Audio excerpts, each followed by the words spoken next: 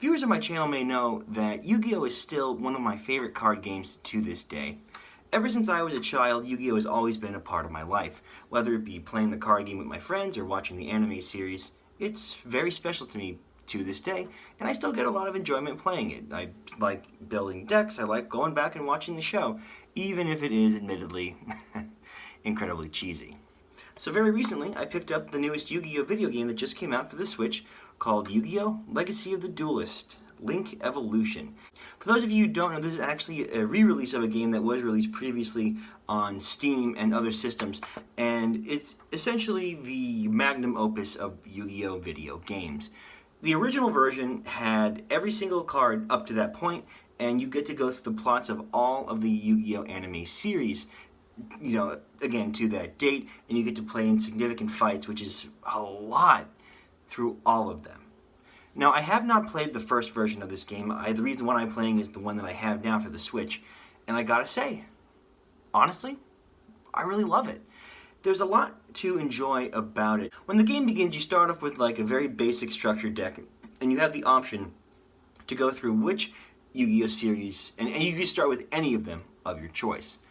Now, me starting off, I thought I'd start in order, so I started a classic Yu-Gi-Oh!, working my way through GX, 5Ds, etc. till the end.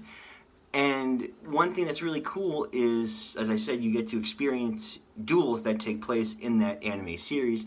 And what's cool, after you beat it the first time, you can switch. So you can be the villain, and use their decks against the hero and see how they fare.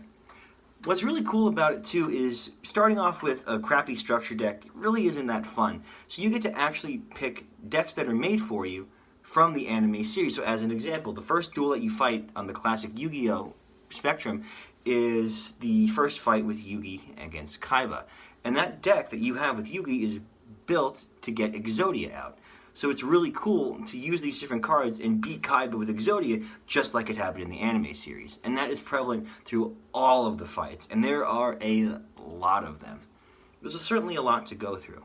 Now that being said, do not worry. There's also another option where if you don't want to use the pre-made deck, you can actually use your own custom deck.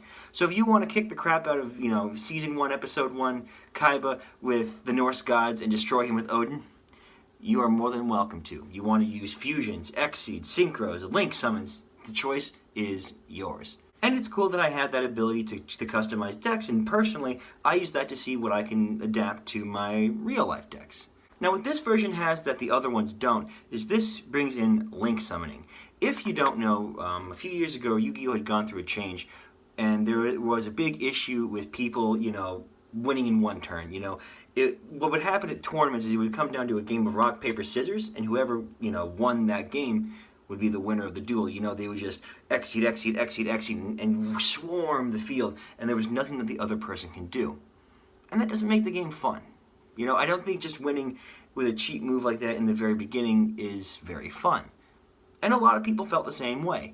So what they did was they changed the game. Now, you have one space for extra decks. So fusion, synchros, X-Seeds, anything like that, you get one space, unless you use what's called a link card.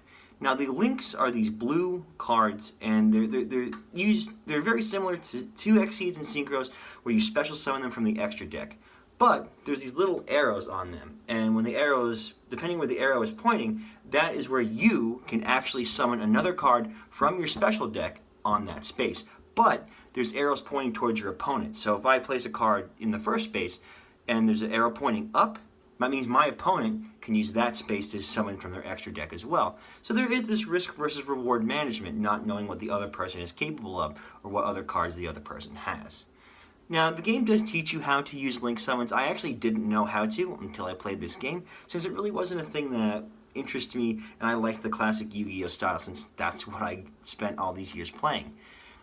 The one thing that I don't like about the Link thing is that you don't have an option to play the classic mode.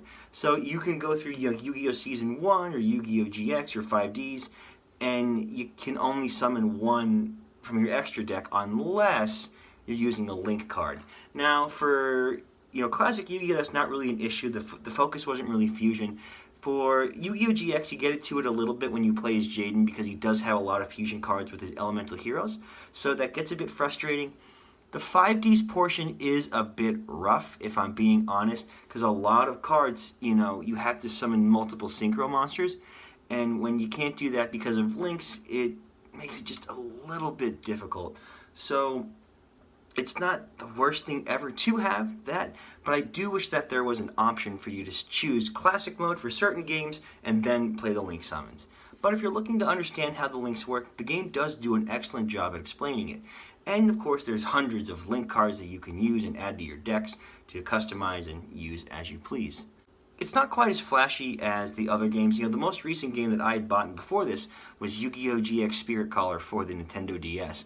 But what's cool about that one is there were little animations when the guys would fight. Every single card, when you summon it, a 3D model of that creature would come up. And in Legacy of the Duelist, there are certain cutscene animations for certain monsters, but there's really not the ones that you think. Like as an example, there's no animation for Flame Wingman, but there is one for Thunder Giant. And I'm like, well, I always kind of thought Flame Wingman was a better card that Jaden liked more, but whatever.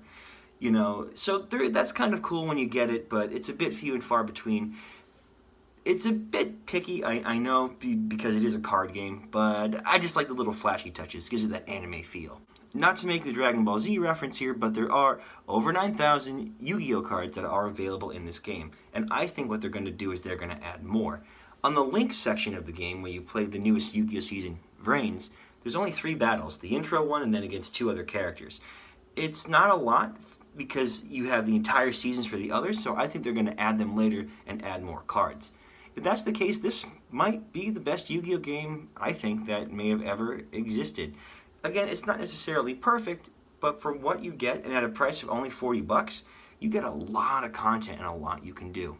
I would say this is really for the die-hard fans of Yu-Gi-Oh that can spend a lot of time playing it, because in order to get new cards, there's no system where you can input the cards you want like in past games. You have to actually open packs and grind. So that can be a bit tedious. What I do is I focus on one type of deck I want to build, so Crystal Beasts, Norse Gods, and I'll just spend all the points that I get in the game on that. And as far as the game is for right now, there are no microtransactions, so there's no risk, as it currently stands, of you spending actual money on a virtual Yu-Gi-Oh game. If that were the case and they do make microtransactions, I'll be very disappointed. You might as well just buy the actual cards. You'd probably save more money in the long run. So if you are a die-hard fan of Yu-Gi-Oh or a casual looking to get into it, this is a great place to start or a great place to pick up.